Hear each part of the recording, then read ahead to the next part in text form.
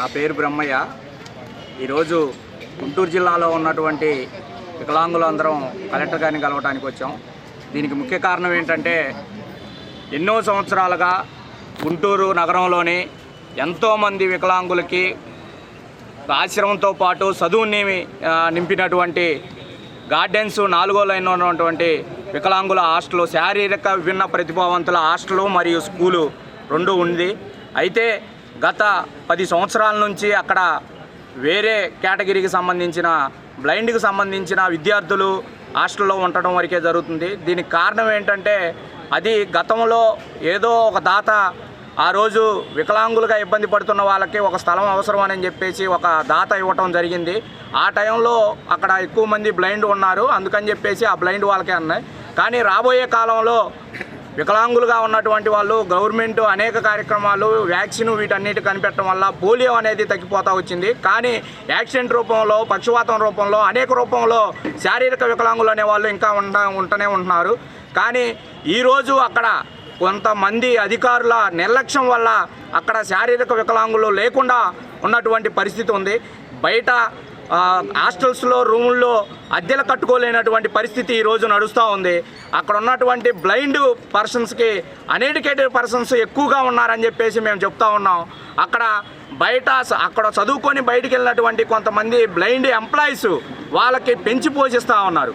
ఎట్లా అంటే, మందు డబ్బులు ఇచ్చి పెంచి పోషించి దాంట్లో శారీరక వికలాంగులు అనే వాళ్ళు ఉండకూడదు అనేటటువంటి ధోరణి కొంతమంది బ్లైండ్ ఎంప్లాయీస్ ఎక్కడో వేరే సాట జాబ్ చేస్తున్నా కానీ ఇక్కడ కలెక్టర్ ఆఫీసులో జాబ్ చేస్తున్నటువంటి నరసింహరావు అనే అతను, ముఖ్యంగా అతనే అక్కడ ఉన్నటువంటి బ్లైండ్ పర్సన్స్ని పొల్యూట్ చేస్తూ శారీరక వికలాంగుల హాస్టల్లోకి రావద్దని చెప్పేసి మెన్షన్ చేస్తూ ఉన్నారు. మేము దీన్ని తీవ్రంగా ఖండిస్తూ ఉన్నాం. ఈ 5 సంవత్సరాలు గత ప్రభుత్వం పట్టించుకోలేదు.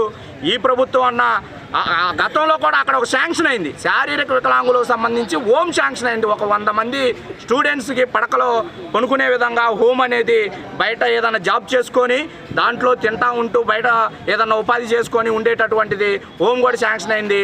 అది గత ప్రభుత్వం తొంగలో తొక్కింది. ఇట్లాంటి వాళ్ళ వల్ల బ్లైండ్ పర్సన్స్ దాన్ని వ్యతిరేకించారు.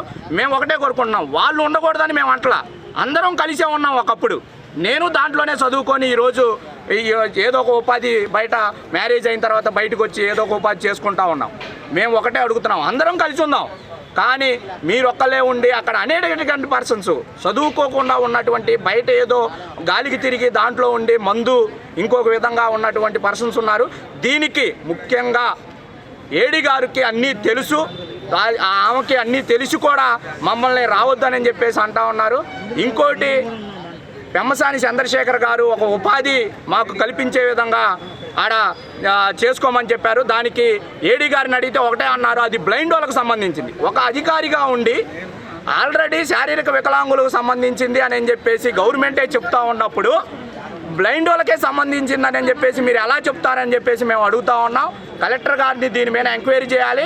ఇంకోటి ఏంటంటే, దాంట్లో చాలా జాబ్స్ ఖాళీగా ఉన్నాయి, కాంట్రాక్ట్ బేసిక్ జాబ్స్ ఖాళీగా ఉన్నాయి. అదేవిధంగా కంప్యూటర్ ఆపరేటర్ ఇప్పటికీ దాదాపు 5 సంవత్సరాల నుంచి ఖాళీగా ఉంది.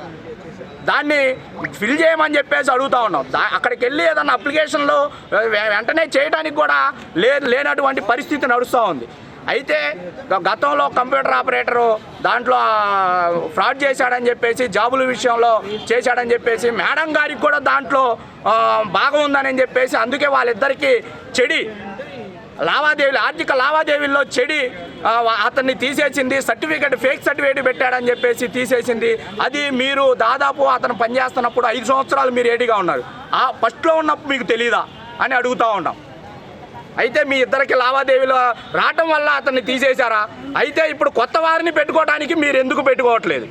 అయితే మీ లావాదేవీలు ఏమన్నా ఉన్నాయా అని చెప్పేసి మేము అడుగుతూ ఉన్నాం. వీటిని వెంటనే కలెక్టర్ గారు స్పందించి మా సమస్యను పరిష్కరించాలని చెప్పేసి క్షేత్రస్థాయిలో అక్కడ ఉన్నట్టు ఏం జరుగుతుంది అనేటటువంటిది మీరు ఎంక్వైరీ చేయాలని చెప్పేసి మేము కోరుతూ ఉన్నాం. ఓకేనా? నా పేరు వెలుగు సోమప్రసాద్ అండి. స్థానిక బృందావన గార్డెన్స్ వికలాంగుల ఆఫీసులో అక్కడ హోమ్ కూడా ఉందండి. అది ఒక హాస్టల్ లాగా ఉంది. దాంట్లో బ్లైండ్స్ సహోదరులకి వికలాంగులకి గొడవ అయింది ఒకసారి. అది అయినప్పటి నుంచి వికలాంగులు అంటే ఆ బ్లైండ్ సహోదరులు మద్యం తీసుకుంటుంటే మా వికలాంగులు ఏం చేశారంటే వాళ్ళని ఫోటోలు తీసి ఇక్కడ తాగొద్దయ్యా, అందరూ చదువుకునే వాళ్ళం కదా అది ఇది అని చెప్పి మన వాళ్ళు మాట్లాడారు. అయితే ఇట్లా మాట్లాడినందుకు గాను వాళ్ళందరూ బ్లైండ్ సహోదరులందరూ ఇక్కడ గుంటూరు వాళ్ళు, నర్సరాపేట వాళ్ళు అందరూ కలిసి నరసింహరావు అనే ఎంప్లాయీ ఉన్నాడు, కలెక్టర్ ఆఫీస్లోనే చేస్తాడు. అతని మద్దతుతో వచ్చి వికలాంగులందరినీ విచ్చలవిడిగా ఎలా పడితే అలా కొట్టారండి. అక్కడ ఎమ్మెల్సీలు, కాకపోతే స్థానిక పట్టాభిపురం పోలీస్ స్టేషన్లో కూడా కంప్లైంట్లు ఉన్నాయి.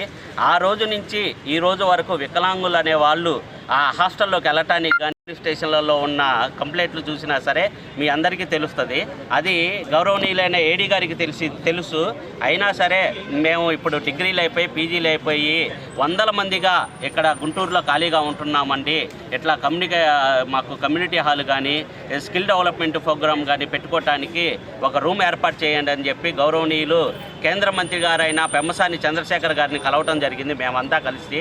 అయితే సార్ ఏమన్నారంటే దయాహృదయంతో వెంటనే మీరు కట్టించుకోండి అమ్మా, ఎంత ఖర్చు అయినా సరే నేను భరిస్తాను, నేను పెట్టుకుంటానని చెప్పి కొంత ఫండు మాకు రిలీజ్ చేయడం జరిగింది. అయితే ఆ ఆఫీసులో అక్కడ ఖాళీ స్థలం ఎకరం, అక్కడ ఉన్న అంధ సహోదరులు కానీ మాకు పర్మిషన్ ఇవ్వకుండా వాళ్ళు వస్తే మనల్ని ఉండనీయర్లా అనే నినాదంతో మమ్మల్ని అసలు అక్కడికి చేరనీయకుండా చేస్తున్నారండి. గౌరవనీయులైన ఏడీ గారు కూడా మా మీద వాళ్ళు జీతాలు తీసుకుంటున్నారు కానీ మాకు అక్కడ పని కల్పిద్ది మేడం, పని చేసుకోవడానికి ఉంటుంది, మేమంతా ఖాళీగా ఉండేవాళ్ళం, రోడ్ల మీద ఎందాకనే ఉండే మేడం, రోడ్డు మీద భిక్షాటన చేసే వాళ్ళు ఉన్నారు, రోడ్ల మీద పాటలు పాడుకునే వాళ్ళు ఉన్నారు, రోడ్ల మీద వ్యాపారాలు చేసుకునే వాళ్ళు ఉన్నారు. ఈ ట్రాఫిక్ ఇబ్బందితో పోలీసులు, మున్సిపాలిటీ వాళ్ళు తీసేపిస్తున్నారు.